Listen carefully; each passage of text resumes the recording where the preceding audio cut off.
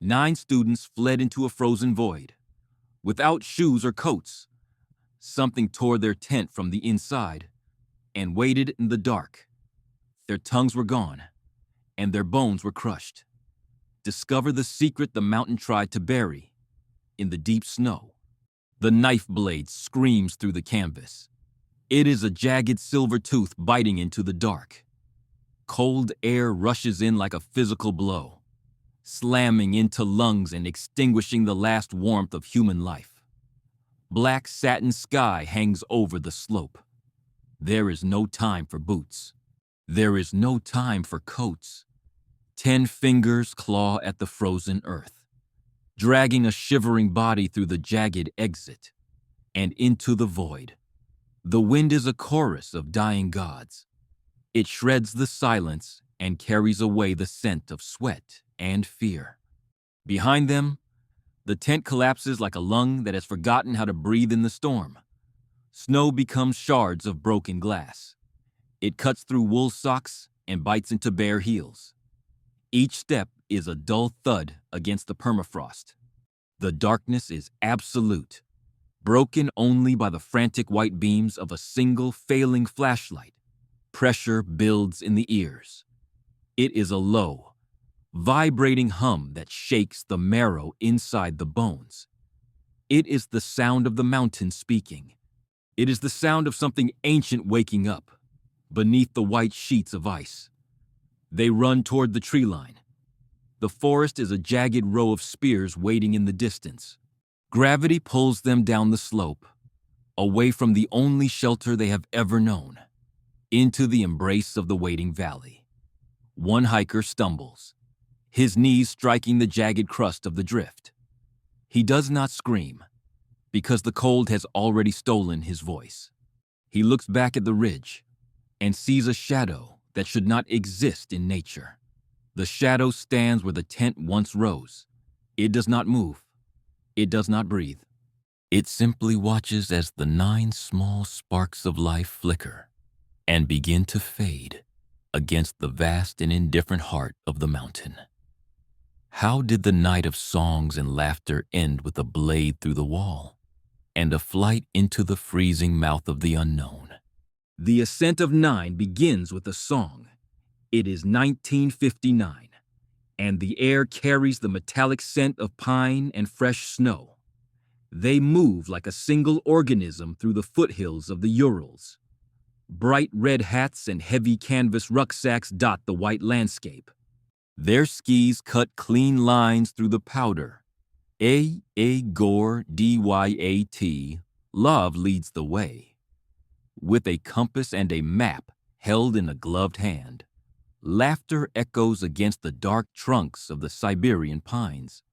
They are young, and their hearts beat with the steady rhythm of endurance. In the evenings, they huddle in village huts, sharing warm bread and tea. Zena writes in her diary by the light of a flickering candle. Her handwriting is steady. She speaks of the beauty of the frost and the strength of her friends. They feel invincible against the winter. The group gathers around a small table to write their satirical paper. They call it the Evening OTOR 10. They joke about the cold and the weight of their packs. It is a moment of pure human connection, but the mountain is watching. The slope of 1079 rises before them like the spine of a sleeping beast. The Mansi tribesmen call it the Mountain of the Dead. The students only see a challenge. The weather shifts with the suddenness of a closing door. Gray clouds swallow the sun. The wind begins to hiss as it scrapes across the exposed ridge. The temperature drops below 30 degrees within an hour. Gore stops at the edge of the tree line.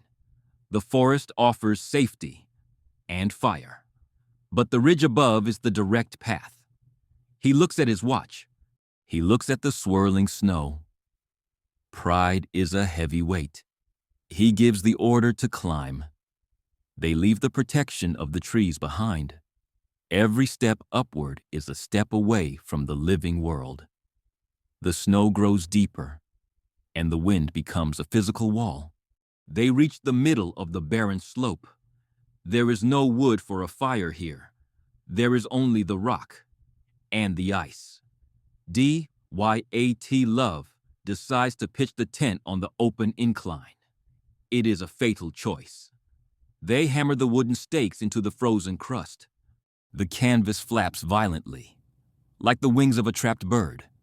They crawl inside and huddle together for warmth. The stove remains cold and unlit. They eat strips of pork fat and dry bread in the dark. The fabric of the tent is the only thing between them and the absolute zero of the universe. They believe they are safe.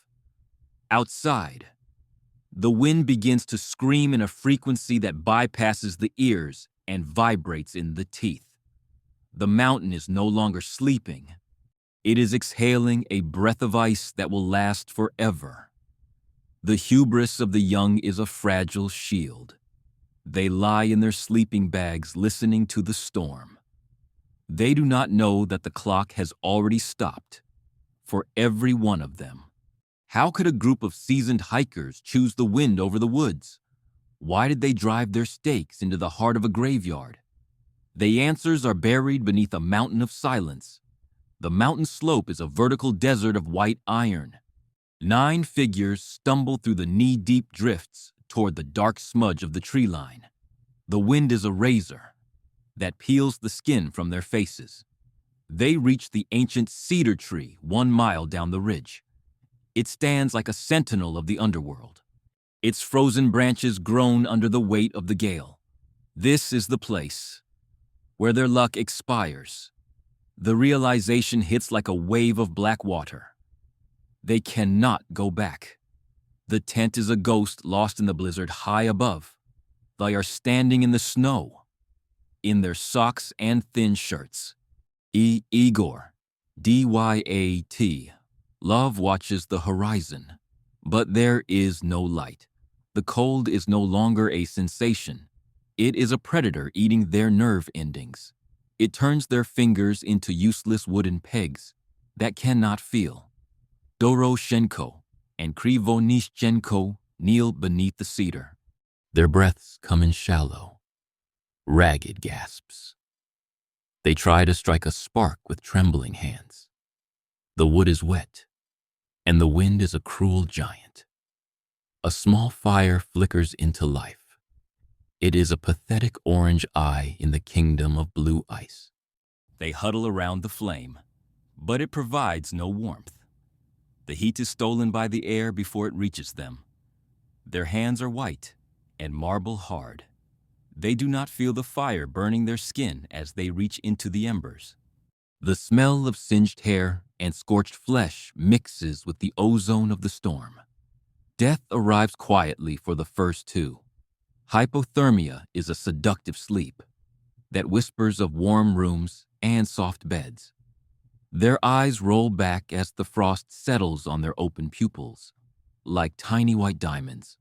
The survivors stand over the bodies of their brothers. There is no time for mourning in the abyss. They must be practical, or they will follow. The living begin to strip the clothes from the dead. They cut the trousers from the stiffening legs. They pull the sweaters over the cooling heads. It is a ritual of survival that feels like a betrayal. The fabric is still warm, with the heat of the departed. The cedar tree becomes a monument of horror. The bark is shredded where they tried to climb it to find the tent. Blood from their torn fingernails has frozen into dark rubies on the rough wood. The group splits into 3. Some stay by the tree, while others prepare to crawl back into the throat of the wind. They look at each other through masks of ice. No words are spoken. The shock is a physical weight that crushes their chests. They are no longer students or hikers. They are prey. The mountain has stripped away their humanity and left only the raw instinct to breathe once more. The fire beneath the cedar begins to die. The 2 bodies are already being claimed by the drifting snow.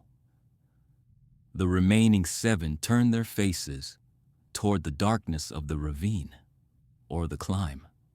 How much of a man remains when the blood begins to crystallize in his veins? The first blood has been spilled on the slopes of the dead. The nightmare is only beginning to find its rhythm. The darkness of the ravine is a thick and suffocating velvet. 4 survivors crawl away from the cedar tree and into the mouth of a frozen trench. Dubi ni na and Zolota Ariov lead the way with broken fingernails. They dig into the snow like panicked animals seeking a burrow. The wind screams above the rim of the hollow, but here, the air is deathly still. They build a platform of branches to keep their bodies off the ice. The cold has long since passed through their skin and into the marrow. It is a slow poison that turns the blood into slush. Their minds begin to fray at the edges as the hunger gnaws at their bellies. A sudden sound shatters the silence of the pit. It is not the wind. It is a deep and resonant boom that vibrates through the rock and the ice. The mountain is shifting its heavy white skin. A massive weight of snow and ice collapses into the ravine. It does not kill them instantly, but it strikes with the force of a moving train. Ribs snap like dry kindling beneath the invisible pressure of the earth. Internal organs rupture, and blood begins to leak into their chest cavities. There are no bruises on the outside, but the inside is a wreckage of bone and tissue. They are dying from the inside out. Dubi Nina collapses against the icy wall. Her tongue is gone, and her eyes are wide and staring into a darkness we cannot see. The agony is beyond screams. It is a silent and vibrating horror. Zolotaryov clutches his chest as the air fails him. His lungs are filling with his own warm life. Beside him, the others succumb to the madness of the end.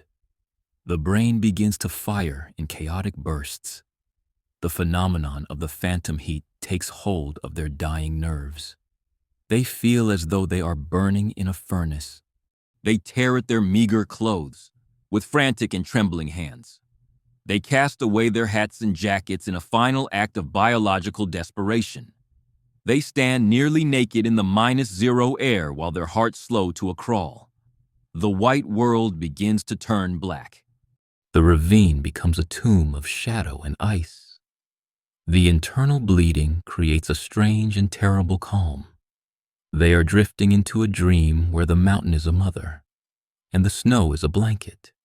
The sounds of the ravine are the sounds of slow, wet breaths and the creaking of the frozen cedar above. The sensory world has shrunk to the size of a heartbeat.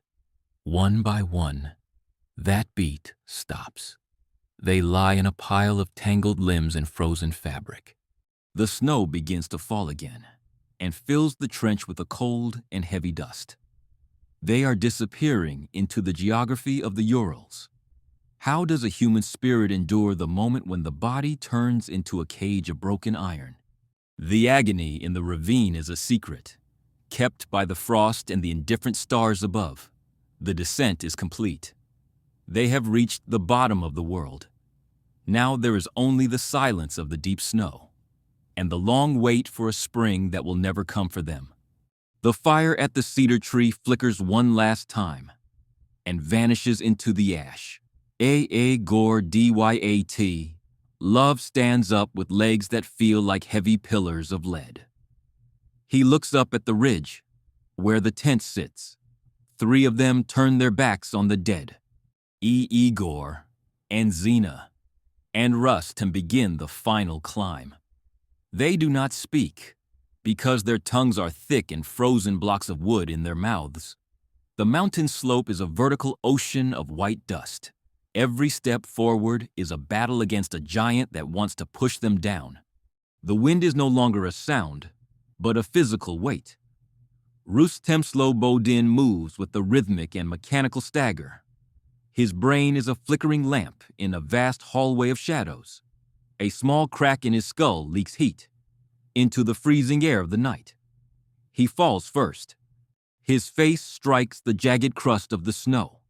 He does not try to get up, because the earth is pulling him into a permanent embrace. The mountain claims its third soul. Xena Kol Mo Go Ro Va crawls past him. She does not look back, because looking back is a luxury for the living. Her knees bleed through her thin trousers, and the blood turns into ice before it drips. She reaches for the ridge with fingers that have no nails left. The tent is a small gray ghost in the distance. She is the strongest of them all, but even steel breaks in the Siberian winter. She collapses 50 yards ahead of Rustem. Her heart gives a final and frantic beat against her ribs. The snow begins to drift over her back, like a white shroud being pulled over a grave.